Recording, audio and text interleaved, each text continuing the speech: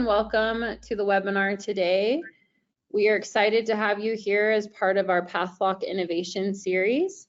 We have a series of sessions going on today, so if you would like to attend any more sessions today, I'll put a link in the chat for you to go ahead and look at those. Our session right now is with Deloitte, and it's strengthening controls and mitigating business risk through cross-application access risk and transaction monitoring. Our presenters today are Stu Rubin and Sachin Singh, and they will introduce themselves in just a moment. Great, thank you, Stephanie. Hello, audience. Thank you for joining us today. My name is Stu Rubin. I am the leader for Deloitte's Controls Advisory business, which is everything from companies that want to put in their first set of controls, maybe as part of an IPO or a SPAC transaction, all the way to companies that are really on the leading edge with automation, analytic-based controls, and invoking artificial intelligence. Sachin, would you like to give an introduction? Thanks, Stu, and hello everyone. My name is Sachin Singh. I'm actually Managing Director with Deloitte within our application security practice. And I've been in this trade for about 16 odd years now. Kind of similar to Stu, I spend most of my time actually implementing security and process controls in these large-scale transformation programs. So we kind of partner. Stu becomes the business side, the control side, I become the technology side, and we partner on these programs together, and we are happy to share our experience with you all. Awesome. Why don't we jump into the next slide? We can talk a little bit about the agenda for today. Okay, so today we're going to spend about 40 to 45 minutes. We're going to walk you through some of the exciting leaps that we've been able to make with our clients that are really seeking to push the boundaries of what controls can and should be. I'll start off in a second walking us through what we're currently seeing across the current environment and why we believe that there's a tremendous opportunity, and for some organizations maybe it's more of a mandate, to transform your approach to access management, monitoring, and segregation of duties. From there, we'll take a deeper dive into our approach for centralized risk and access monitoring and increase the field of vision that you get when you can start looking at the risks to your organization that span across the systems. Next, we'll take a look at the current approach to this that we're seeing at many organizations and contrast that with what we're helping our leaders in the control space to employ to enhance their risk monitoring capabilities. We'll also illustrate the benefits that organizations are getting from invoking this modernized approach, and we'll wrap up the session with a purview into the art of the possible and how this kind of approach can apply uniquely into each of the three lines. As always, we'll leave a few minutes at the end for Q&A, so please submit your questions through the session, and if we don't get to you today, we will definitely reach out after the session. So in the current environment, today's tools, they're just not keeping up with the speed of transformation. We're seeing many companies using largely manual oversight and operations. They don't take advantage necessarily of the native capabilities during control design, nor do they go back and challenge existing controls once they're set in place. Challenging existing controls is like cutting your lawn. It's like doing house repairs. It's necessary. In addition, we're seeing many companies flying blind due to the complexity and the sheer volume of data with zero visibility across all three lines. There's a lot of opaqueness there. Employing different data sources breeds inconsistency in the answers that we're getting from each side. The key is really to bring in some transparency, and it's no longer an option, it's a requirement. However, new solutions can't slow your business down, right? That price is too high to pay. And what we see is far too often, current solutions feel disconnected. They're differently understood by each of the lines. Maybe there are systems in place to aid with this, but what we're finding is that these systems are often disconnected, they're inefficient, and they don't bring large-scale organizational benefit. When the C-suite examines the problem, we find that they're speaking different languages because they have an inconsistent perception of risk and controls. And some of that's fed by the people that are giving them their inputs. You know, when you combine all of this together, it leaves many businesses vulnerable. So on top of the challenges that we talked about on the last slide, we're seeing a number of pressure areas to both raise the bar on controls and also to streamline the approach that you take. We've got inflation continuing to run hot, and the threat of continued rising interest rates have a number of my clients, at least, invoking austerity measures. This could mean freezing open positions. They're certainly demanding more than ever from those that remain on the front lines in the business and in their controls and internal audit functions. At the same time, we're seeing increased activity from the regulators on all sides. Perhaps you're a very highly regulated business like a bank or healthcare. We're certainly seeing an uptick in interest from the regulators there. We've got the regulators that oversee the capital markets are making more inquiries than what we've seen in the past. We're also seeing that the ones that regulate the accounting firms have been very vocal about increasing the rigor that they're going to bring. And we're starting to see that manifest in the inspections that are coming out, the fines that are being issued, and the press releases that they're pushing. So there's an expectation that the controls programs are going to modernize and keep pace with the change of business and the new technologies that are being deployed. However, we're still seeing too many instances where controls are almost an afterthought in these modernization programs and the business transformations. And really, that increases the burden even more so on the controls and compliance functions as they race to catch up while still conducting their day jobs, which we just discussed have increased focus and lens on them. So the good news is that it isn't all bad, and it certainly doesn't have to be. One of the things that I ask our clients is, what if there was a way to enhance your ability to meet the business's growth goals while reducing your costs, being able to segregate what's important and moving on what matters. For us, we've seen a lot of success where harnessing technology and the capacity in the organization is really changing the game. Imagine being able to view everything and stop guessing. New technology and tools that can be enhanced visualizations can help you understand exactly what occurred and not what might have gone wrong. So what actually happened, not just theory. And it's time to empower the owners of the P&L to work more efficiently, securely, and we think more effectively by modernizing data for better predictions, for better efficiency and scaling. This empowers you to monitor better, to test better, and empower the first, second, and third lines from the same data sets. Let's move into the next slide, please. So as we've been discussing, a lot's changed in business and in society over the last several years. However, many controls programs just haven't kept pace. We're still seeing too many risk matrices in Excel.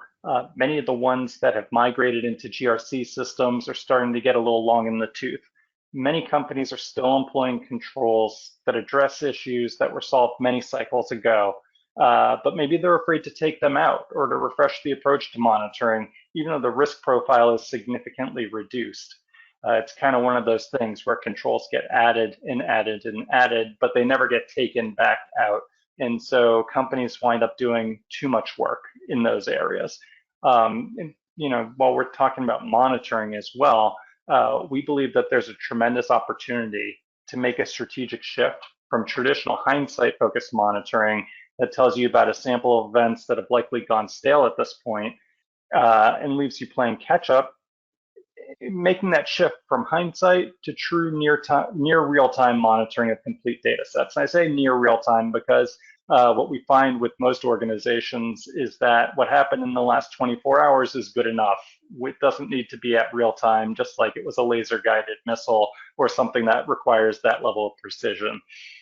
So when you make this shift from hindsight to true oversight, this allows you to stop playing guessing games and to start to dive into the areas that require focus and attention when they need it most. And so far, this has been pretty high level. Maybe I'll pass the baton over to Sachin, who can start to take us through how we're starting to drive success for organizations by monitoring from the center. All right. Well, thanks, Stu. So for the next few minutes, what we'll do is we'll kind of give you an overview of what centralized access transaction monitoring looks like. Then we'll specifically pick up the two use cases. First would be the cross-application monitoring of access risks, and then we'll go into transaction monitoring. So if you look at this slide here, it's basically a fairly standard reference architecture for something like this that you want to enable.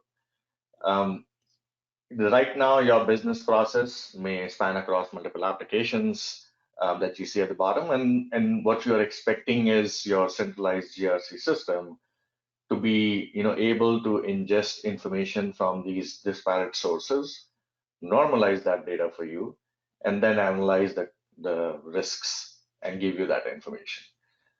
Now, you may already have, a typical question that comes up is, where does GRC fit in this scheme? And I've already invested money in SAP GRC, or, we have our enterprise IAM platform that's provisioning. So if you kind of break down the process, you have, your fundamental controls around joiner, mover, leaver, which are managed by your IAM system. So that's basically your entry point into those processes. And if you want to do proactive monitoring or preventative access risk controls, then that's the spot you enable them at. But what we are talking about here is not looking at or not relying on can-do as much, and rather going deeper into what people are using their access for. Are the activities violating things that we care about? And then shifting the lens there. So that's why you will not see an IAM system being able to tell you, hey, this journal entry was posted by John Doe and it crosses our materiality limits and whatnot, right? That becomes a different capability. And then if you start talking about GRC, which is a very common question that comes up, and that is actually the most common scenario that we walk into, where customers already have SAP GRC access control, as you see here, and then they most likely are monitoring their access risks for their primary SAP system using that access control environment. Now, in this case, your process obviously is limited to what is happening in SAP, and you're using access control just to monitor what happens in SAP. However, if you just broaden the lens a little bit, in this case, we've taken procure-to-pay example, you most likely have 2 or 3 or more than that systems involved in the end-to-end process. In this example, you can see your master data is being maintained in your MDM system, your PR, PO, invoicing, GR, those functions are happening in Coupa or Ariba, and then your payments are happening in SAP. So this is just an example here, but you really want to understand the risks that are not just in your payment process in SAP, but also between MDM and Coupa, or between Coupa and SAP. So for that to happen, this is where something a platform like a Pathlog comes in really handy, because it works very closely with GRC access control and gives you that capability that we were discussing in the previous slide, which is able to ingest all this information from disparate sources and being able to break it down, normalize it, and digestible, so that you are getting visibility across the processes and not necessarily just one system. So in the end, you don't have to eliminate the need for access control. You continue to use that as your primary access control system, whereas something like a Pathlog is giving you the visibility into cross-system risk, as well as the actual transaction monitoring capability that you want to focus on. Now, when we start talking about these sort of risks, the first question that comes up, so how do we do this cross-system access risk enablement? So common example, you already have GRC, where you have certain set of risks already defined. Maybe those are specific to SAP. In certain cases, may include some cloud application from SAP, but that's usually the current state that we walk into. Now, what you really want to do is understand you want to broaden your lens, look at the end-to-end business process, and understand what are the risks that are really important for you to monitor from an end-to-end standpoint. And those are the ones where you want to have cross-system analysis on. Now, your processes may actually span across several hundred applications, but that does not mean risks across all these applications are material to you. So that's why you want to not boil the ocean and just stick to the ones that are relevant from your risk appetite standpoint. And then once you understand, Sachin, yeah. can I just double click on that? So, oftentimes when we see our clients starting to go down this journey, there's this mandate that they're trying to be responsive to, right? The board dictates, I want 90% of our controls to be automated, or a CFO says we need to be 75% automated. And so management goes down this path of, oh my gosh, we got to respond to that. And we've got to get everything as tech enabled or as automated as possible. And then they start coming up with different definitions for, well, technically this is automated, but it isn't really, but it'll satisfy that mandate of percentage. But what we recommend when we're doing this, at least at the starting point, is start in areas where you can start adding some value back to the business, right? If you think of like an area like money movement or revenue, areas that are higher risk where you may not have as much visibility as to what's going on in certain geographies or certain field segments, there's a ton of opportunity there to get some transparency by getting all the transactions back to our central station and being able to identify what matters and what doesn't.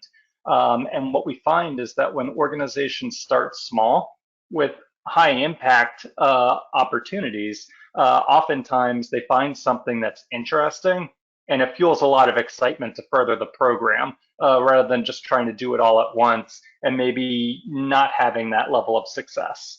So, I mean, if you think about what Stu was mentioning, the typical parties that we work with on these sort of projects are, definitely not purely just IT, because what we are talking about here is enablement of, visibility of risks into business process. So usually going to be a lot of involvement from control owners, risk owners from the business, the process owners, as well as the compliance functions. And that's how you want to approach it, so that you can get to a realistic state of what risks are relevant from a monitoring standpoint, and you go about the process. Generally, this is fairly easy to do. The long pole in the tent here is just the disparate sources have their own ways and means of understanding access, for example. So just getting that to normalize and into a standardized data structure is usually the long pole in the tent. Otherwise, this process here is fairly easy to enable from a technology standpoint. Now, if we talk about the other aspect, which we were initially talking about, which is right now, regardless of whether it's cross application or within the application, a lot of it is, typically relying on the can-do ability, which is what sort of risks are people violating because of the access they have, and what is the potential of that being, either misused or, leading to any sort of financial issues. So you would normally see a GRC access control or any other system that you have where you have certain risks, multiple combination of business functions, and you're trying to analyze that across your SAP, Oracle, any other environment that you have. And what you usually get is either as part of your preventative process, which is when somebody is requesting access, or as part of your detective process, where you are doing a quarterly review or a weekly review. You essentially just get a list of, here are the users, here are the risks that they are violating, and here is the combination of things that is enabling that. And in order to mitigate this, you usually either take out access or segregate between people, or you try to associate a mitigating control. And if you look at those controls in a deeper sense, those are very higher level, broad sweeping controls, which aren't necessarily looking at a problem with a specific user or what they're doing. So for instance, like in this example here, you can see we're talking about vendors and invoices, somebody having access to both of them. But your typical mitigating control would be something like, a AP supervisor manager just looking at the changes done to vendor master. Now, if you look at that control and the amount of data that AP supervisor has to go through on a quarterly basis, it's humongous. It's not specific to John Doe. It is going to be broad-ranging process control that we've applied to a risk to mitigate, the access risk, so to speak. So that's usually the current situation that we walk into. Now, what we see from these things often lead to is, first of all, you're focusing so much of energy into what people can potentially do, not necessarily what they've done or what they really did to violate a risk, so to speak. For instance, if I created a vendor, did I actually pay that vendor?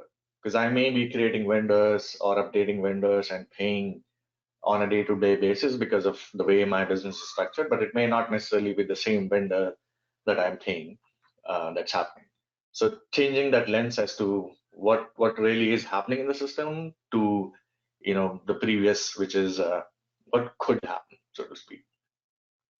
Then you have the typical process of quarterly review or monthly review that happens. Either you are looking at users and their entitlements or roles, or you're looking at users and the risks that they are violating.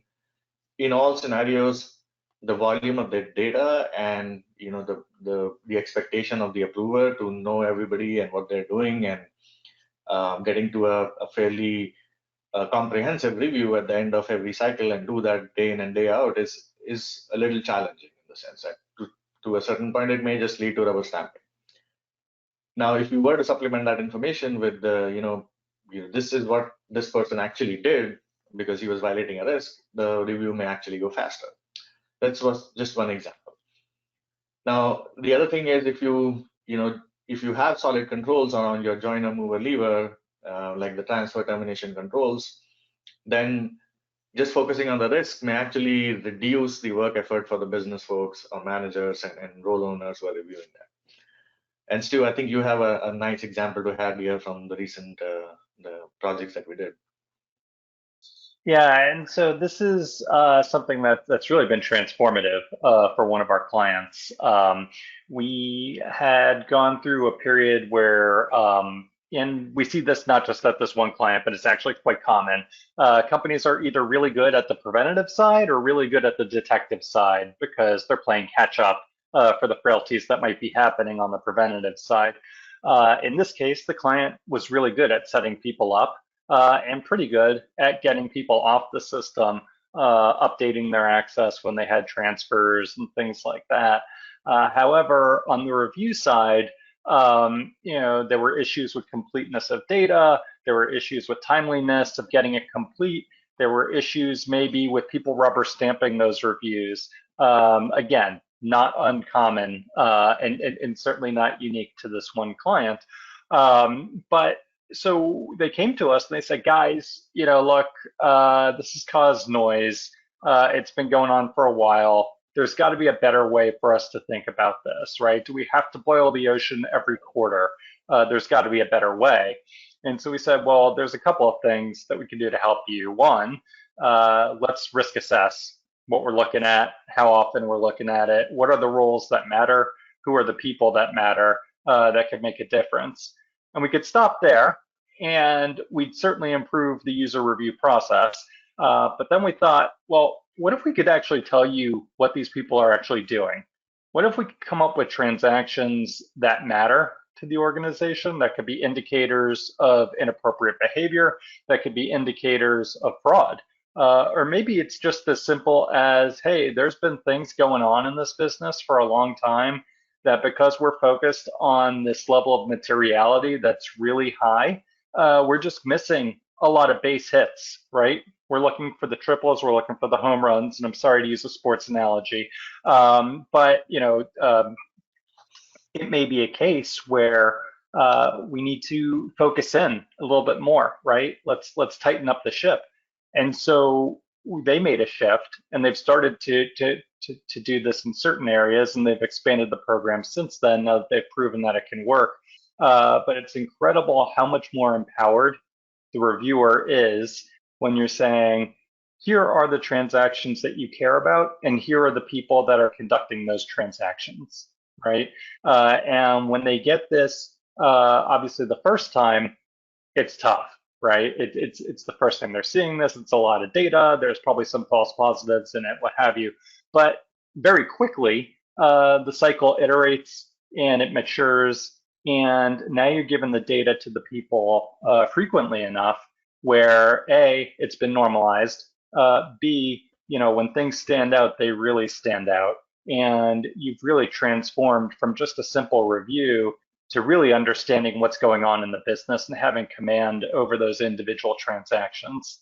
And one of the biggest benefits that we've seen, and we'll talk about that as to what that really translates into, is how this capability is allowing you to do these mitigating controls, better, faster, cheaper, along with the UAR. So anything manual that you were doing, we aren't just talking about, adding another control on top of your existing control and, automating that. It's more of you're already doing a mitigating control to mitigate that risks in your environment.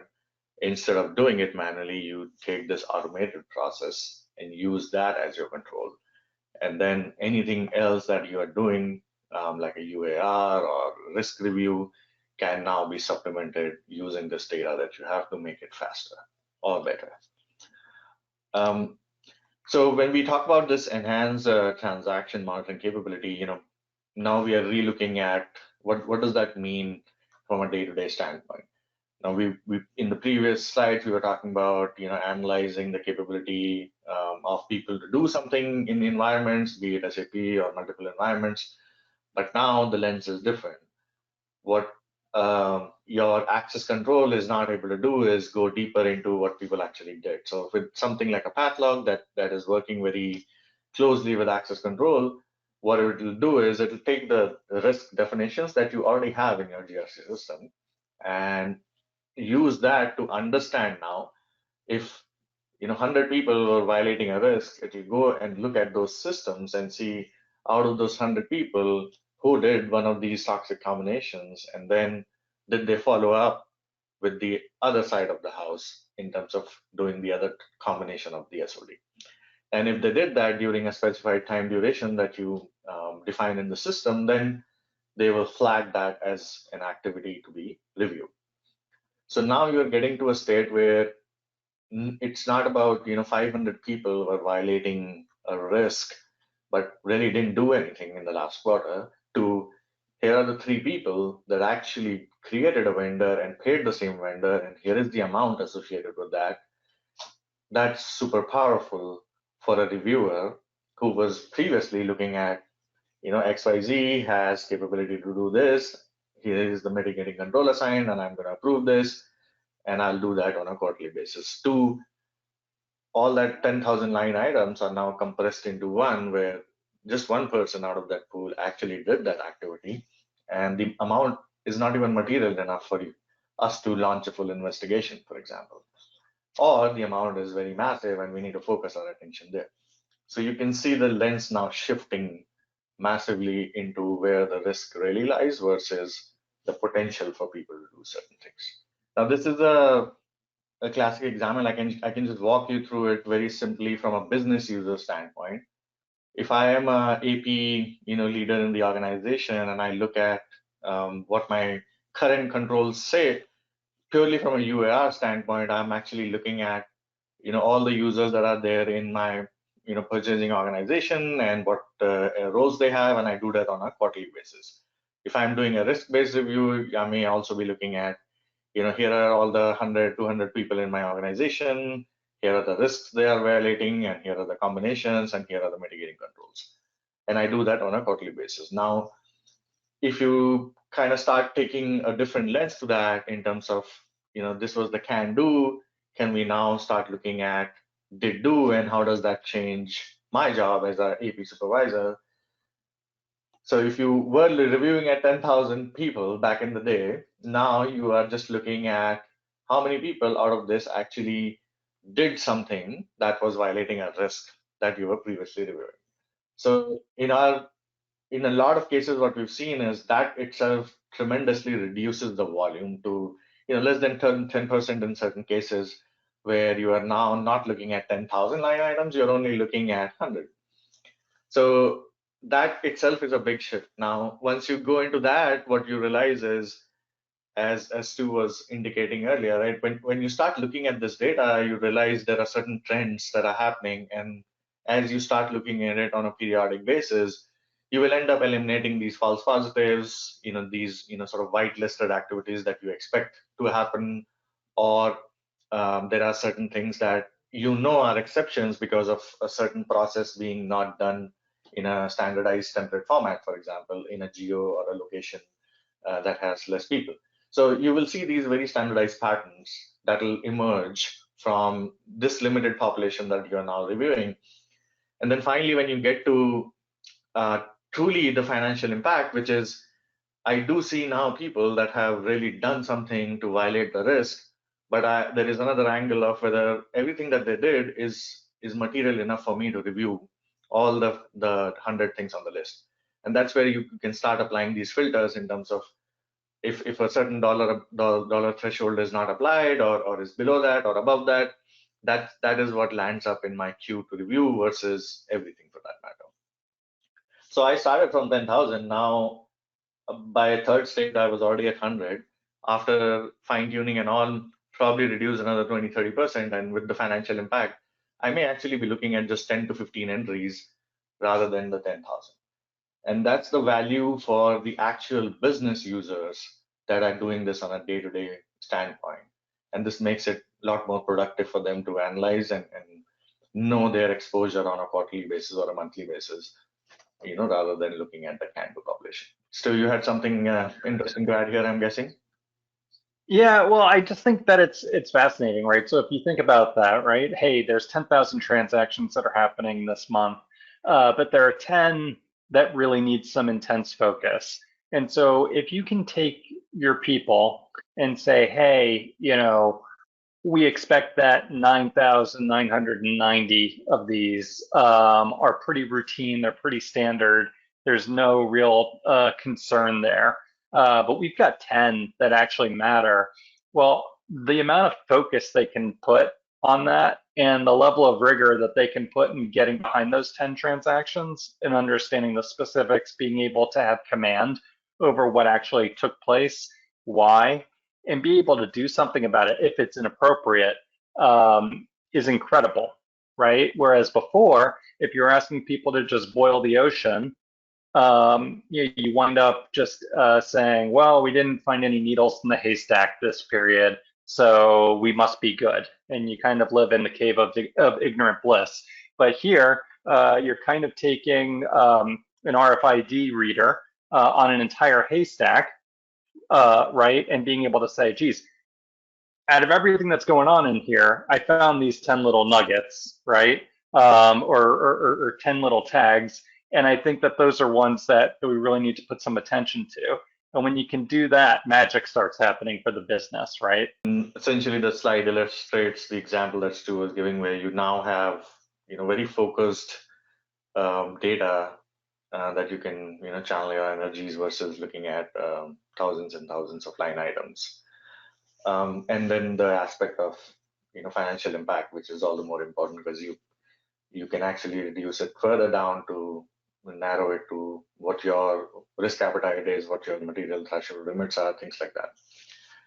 And that's where the true value sort of shines. Now, as we talk about, how do you go about doing this process? So as we were, both of us have kind of touched this briefly. You don't necessarily want to do this for every risk out there. You want to go through that risk assessment process. Most likely, some of these risks already have some sort of automated controls that are mitigating, the exposure. You really want to get to a list where these risks are the ones that have more exposure for you in terms of, the impact threshold, things like that. And those are the ones that you then want to have this enhanced monitoring for. In terms of just building the technology and how to get it going, something like a Pathlock platform that comes, in certain cases out of the box with certain capabilities may actually be a lot faster to implement versus, some of the other tools and technologies. But what you are taking or what you're trying to do is you're looking at the risks that you've shortlisted. You're trying to understand, what are the data sets that I need from these different disparate business applications to start analyzing the combinations, so to speak. So for instance, I need, PO data from Coupa and I need payment data from SAP, and all that need to be ingested by this platform and analyzed and normalized to be doing this joining that we were previously looking at on the slides. But all that the platform does for you, all you have to do is define the risks, define how that risk is going to be monitored. There are nuances as to the timeline that you want to go back to, or what type of documents, things like that you want to enforce. But by and large, once you get there, technology enablement is the easy aspect. After that is the process side, which is where you want to understand, because you had a process of doing these things in the old world. Now it's a new thing that you've established, so there is a process that goes with that. Yeah, so just a few thoughts before we transition off this slide. Number one, I would say that where we see the most success is where you bring teams that are multidisciplinary to tackle this, because it really leads to the best outcomes. Sachin and I bring similar but different backgrounds. Both of us have rooted backgrounds in technology, end-to-end process flows, risk controls, what have you. He specializes a little bit more on the engineering side and the cyber side. I specialize a little bit more on the business side, but we meet in the middle. And so I would say cognitive diversity is key, and it really shows up in the outcomes that get designed.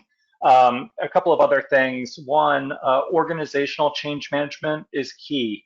This is a different level of thinking, and it requires a little bit different acumen within the organization to make this a success. And so you've got to bring people along for the journey, both before you even start developing, but also as you go through this, because there's going to be a lot of conference room sessions, a lot of whiteboarding or virtual whiteboarding, as the world still hasn't fully returned to the office, much to the chagrin of some of my clients. And you've got to have common goals in terms of what you're trying to do and expectations that are reasonable as you're going through this. It's not going to be perfect out of box on day one. It's going to require a lot of working together and close coordination, and the benefits that you get on the back end are truly outstanding. And so it's definitely worth it. The last thing I would say is when you're talking about financial controls, and if you're a public organization, you want to think about getting the buy-in from your external auditors when you're far enough along that it makes sense to bring them in. Don't bring them in on the back end because they're going to think that you're pulling out the rug out from underneath them. It'd be great to bring them in at the point where you're working in parallel with existing controls to give them a flavor for, hey, this is what we're building towards. We want you to take a look at this. Make sure that you're comfortable with how we get comfortable with accuracy and completeness of the data sets, with the quality of the reporting that's coming out and what we're able to do with it. And we also want you to understand that, hey, we may not be considering every little thing that kicks out of here as an exception to our controls anymore. We're applying thresholds, and we're kind of changing the game in terms of what we consider to be a control exception versus a control that's effective and operating consistently through the year. And so that is an in-depth conversation that you got to bring them along for the journey, because they're going to want to make sure that, one, they understand it for themselves, but also, two, that they're able to explain it to their regulator on the back end, because there's still that concern for them about, ooh, it's different, it's scary, this could lead to inspection risk.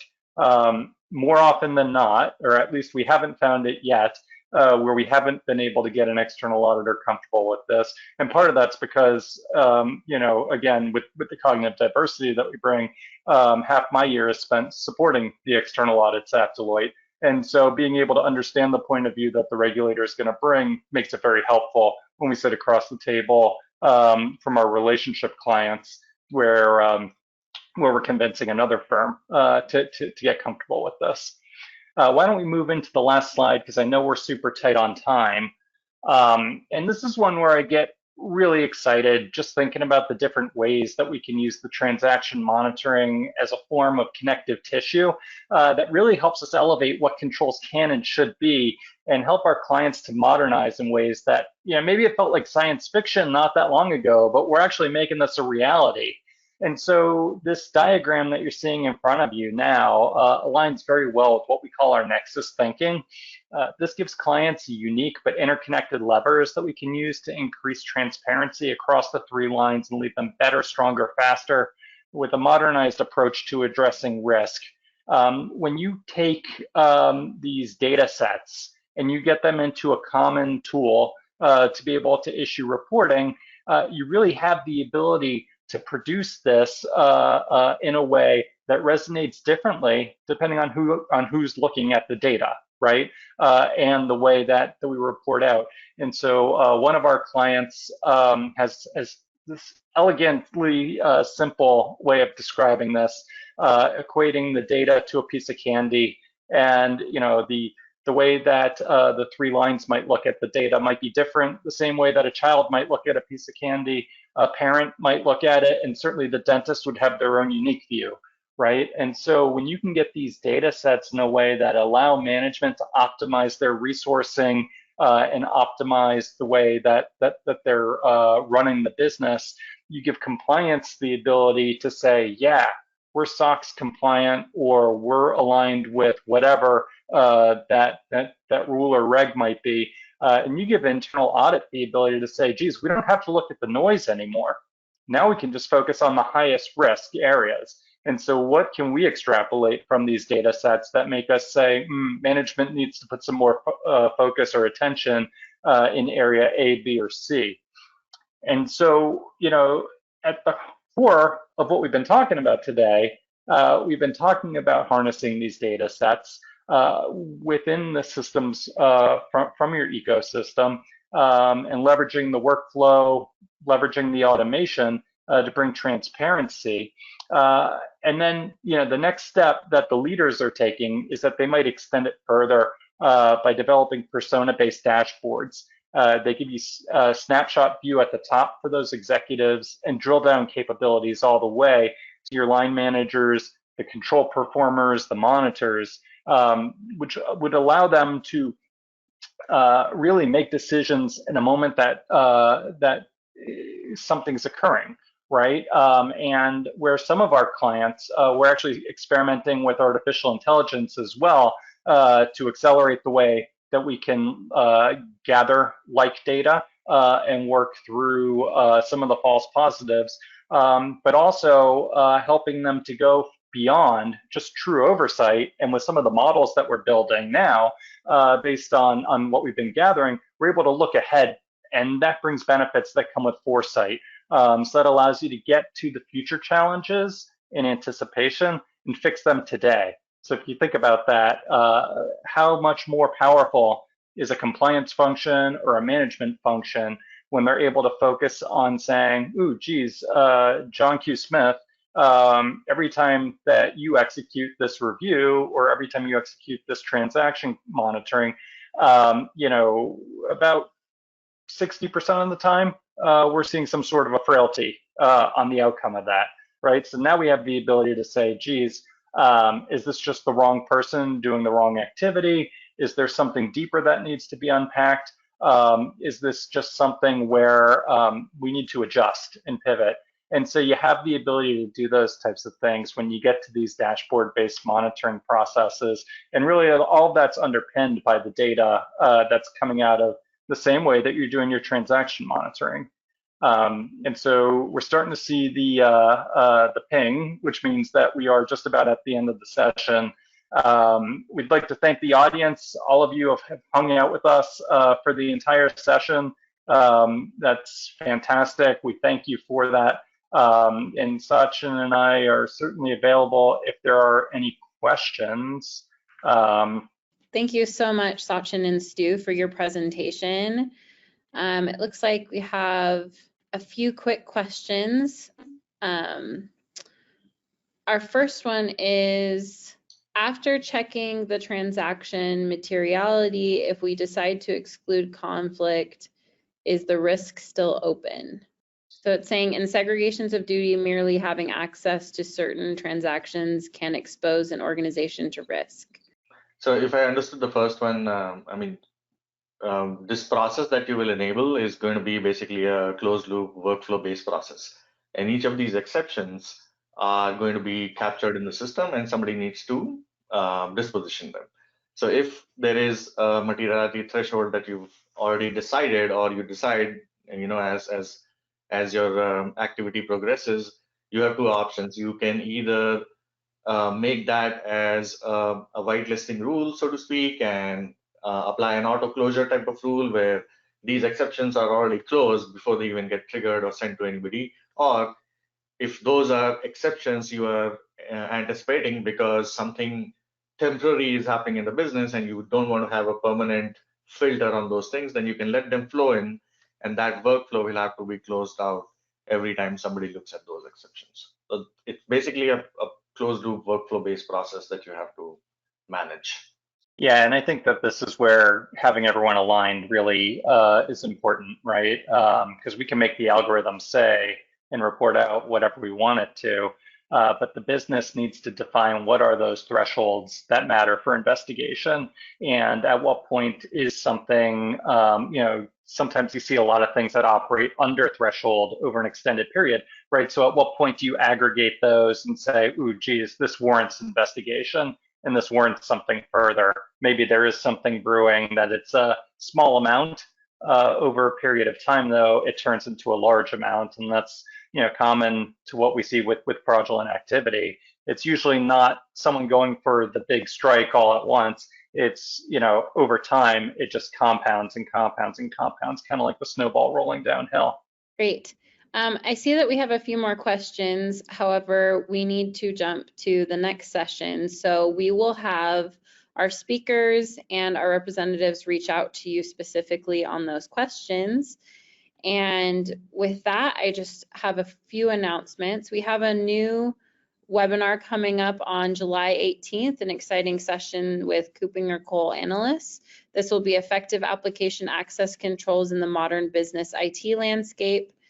And I'm putting a link in the chat right now for the registration link to register for that session. You can also find the information on pathlock.com. There's a banner that you can click on to go ahead and register for that. We do have more sessions upcoming throughout the next few hours and through the next few days. So if you would like to register for any more sessions for the innovation series, I put the link in chat for that. I just wanted to say a huge thank you to Stu and Sachin for your presentation and for everyone for coming.